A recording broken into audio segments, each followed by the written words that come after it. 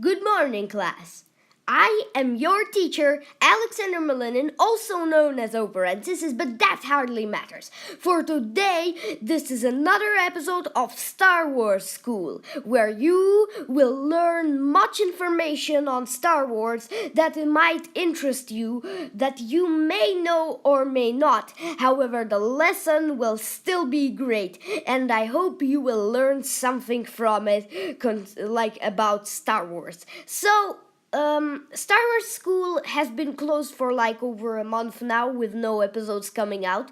This is because of basically I had to sort it out with the Imperial control because of course the Galactic Empire is ruling right now. So I had to talk to Grand Moff Tarkin about sort of that I shouldn't. Well, it's kind of a long story, but long story short, he agreed to give me a chance to continue my school under Imperial supervision, which isn't happening right now, so I can speak freely without being on the. But that doesn't matter. For today, we are continuing with the deleted scenes of the Star Wars movies, with the second movie in the prequel trilogy, Attack of the Clones. Now, Attack of the Clones is considered by many as the worst movie of them all, but for me, it's the best one. So, let me start the discussion about all these scenes. The first scene that I want to talk about is the scene of Padme addressing the Galactic Senate about basically the whole thing with the negotiations with the separatists, sorting out the sort of her trying to tell the Senate that making an army sort of choosing war is not the right thing and it will not save them but only doom them, and it's really like she's trying to her hardest and she's succeeding so far in sort of making the senators believe that they shouldn't act against the separatists, like they shouldn't just go into war just because they are like. And Palpatine, no, Palpatine doesn't like that because Palpatine has his own plans and this doesn't match up with them. So Palpatine is also kind of under disguise. I love this, how he's just trying to sort of make this happen by not allowing sort of Senator Amidala to act. And what basically happens is at the end of the scene, when she's nearly convinced all the senators, he's like, we will discuss this tomorrow. Until then, the Senate is free. You may go. Like that. Because he wants to delay it as much as possible so that the sort of act of the military is not stopped by Amidala, and he wants to sort of, he says like, well, we'll think about it, like let's discuss it tomorrow. But tomorrow, as we know, Padme is already going off to Naboo because she's being assassinated, sort of attempt. But after that, there's this scene where the senators are starting to scream and so on, and Masamida shouts, "Order! Order!" But he has this very strange tongue and he does something ridiculous with it. Like, I almost laughed the first time I saw this scene on my computer.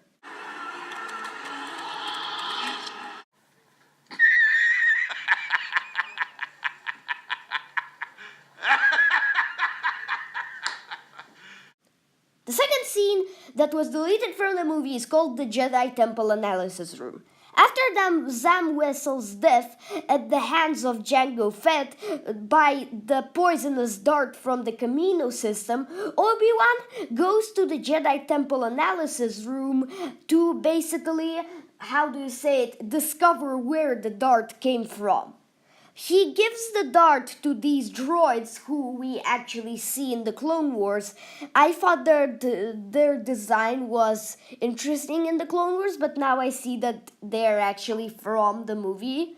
And basically what is happening is they search the dart, the symbols around it, and stuff like that, and they do not know. They're like, we don't know where it came from, stuff like that.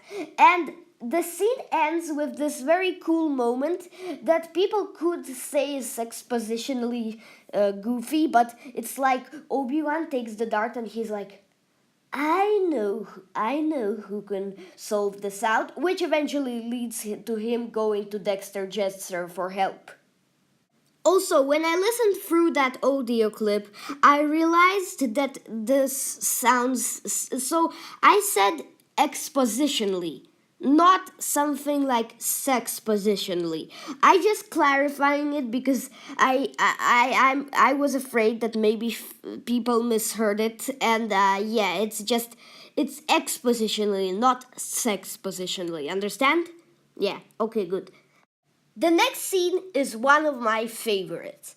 So basically, what happens is in the scene where Obi-Wan comes to Jocasta Nu to search for the Camino system in the Library of Records, basically, she is standing near Count Dooku's sort of head statue because and we are given exposition by Jocasta that Count Dooku was basically a very brave Jedi. However, he became one of the Lost 20, basically the Jedi who went out of the order for personal reasons that are sort of unknown. And Obi-Wan asks Obi-Wan asks, why did Count Dooku go out of the order? Why is he not why did he abandon it? And Jocasta is like, well, I don't really know, but I assume it's because he had conflicts with the Jedi and he didn't really agree with how they acted and sort of like that. And if I remember correctly, Jocasta does say that Count Dooku was the master of Qui-Gon Jinn, although I may be wrong, and maybe it's revealed only in that scene where Count Dooku interrogates Obi-Wan. And what happens is basically, it's just an exposition, but Jocasta it's very cool seeing her talk about this whole Lost 20 community and and seeing Count Dooku as the statue and before his first appearance in the movie, just giving the character much more information about him to us than the film offered. And it's very great, I think. Now, the next scene is Anakin's nightmare, which I feel is the least interesting scene of them all. It's just Anakin having another one of his nightmares with his mother, about his mother, presumably. And then just Padme talking to him, calming him down, stuff like that. There's nothing really that happens in this scene, and it's just another boring one, so I'm happy that they left it out. In fact, that might be strange, but the horror nightmares that Anakin has are by far my least favorite part of Attack of the Clones. And yeah, that's basically all I have to say about the scene. There really isn't much to it. The next deleted scene is the extended scene. So it was in the movie, but it was extended, it was a bit cut down in the actual movie for time, of Padme and Anakin arriving on Naboo. So basically, what I absolutely love about the scene is once again what I loved about that scene in the movie. The nature. Just everything surrounding Anakin and Padme, the Naboo Central Plaza, it's so gorgeous, so beautiful, so colorful, so bright, so happy, and it's so fresh and refreshing just seeing everything. Just Naboo as always. And seeing more of that sort of background here just brings warmth and joy to my heart.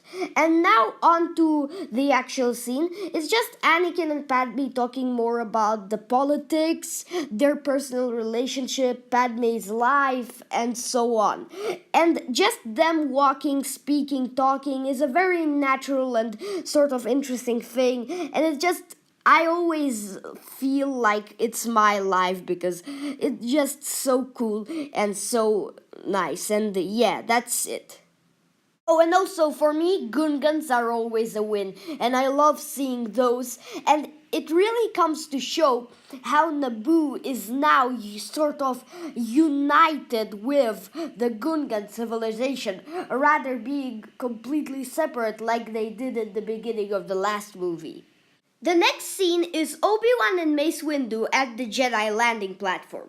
So as the title suggests, this is a conversation between Obi-Wan Kenobi and Master Mace Windu at the Jedi landing platform, as basically Obi-Wan is about to fly to Kamino to discover where the saber dart basically came from and its origin and what it might be a clue of. And before he flies off, Mace Windu basically comes and has a conversation with him. And Obi-Wan tells Mace like we need to discover what is on Kamino, but like I don't believe that Anakin can handle the situation of basically protecting the Senator Amidala, because he obviously has some feelings for her, which is, of course, we always knew that Obi-Wan kind of always knew about Anakin and Padme's relationship. It's even stated in the Matthew Stewart Revenge of the Sith novelization. However, this is the film confirmation that we needed, that Obi-Wan actually understands that there is a certain sort of feelings with her and tries to tell Mace that they sort of can affect the mission. And Mace just is like, well, we'll have to trust in him, like, we'll have to trust that he goes on the right path, and stuff like that. And I really like just these conversations between the two Jedi Masters, just discussing their opinions on this whole situation. Just, it doesn't add a lot of the story, it just shows how they sort of each have their own view and everything and so on, yeah. The next deleted scene is called Padme's parents' house, and you guessed it, we meet Padme's parents. You can see Padme's parents in the scene of Padme's funeral in Revenge of the Sith, but not every person saw that, and we didn't really explore who they were.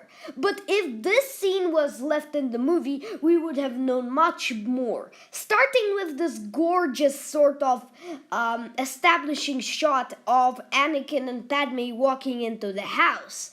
We see lots of great Naboo shots of her house, and basically her sisters, little sisters, or I don't know, her relatives anyway, just run up to R2 and start touching him just because they're so interested in this astromech droid.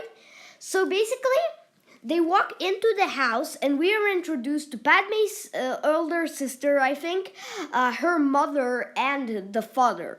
And basically, what is they're doing is they are just talking, just having this very friendly relative conversation. And it's really funny how, although Padme is trying not to admit it, she knows that Anakin is her boyfriend, and so does her family understand it. They know perfectly that, but she's trying to, no, he's not. And that's just really funny.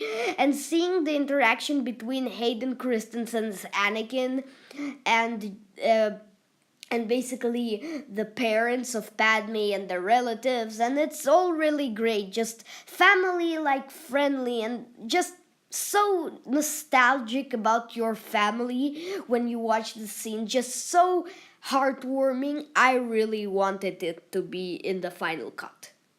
So then we have this little part of the scene where the boys, Anakin Skywalker and Padme's father, are basically talking in the garden of the house. And Padme's father is like, how serious is this thing? Like, how many assassinations have been on my daughter? And Hayden Christensen is like, 2 of them, but we can expect more, like this is really dangerous. And it's just nice seeing Hayden and the other actor interacting, as well as their characters. So yeah, and for that, this is over for today. There will be a part 2 to this video, however I can't promise it will be soon. However, we just have to hope. Always There is always hope. Rebellions are built on hope. Thank you. Subscribe to the channel. Goodbye.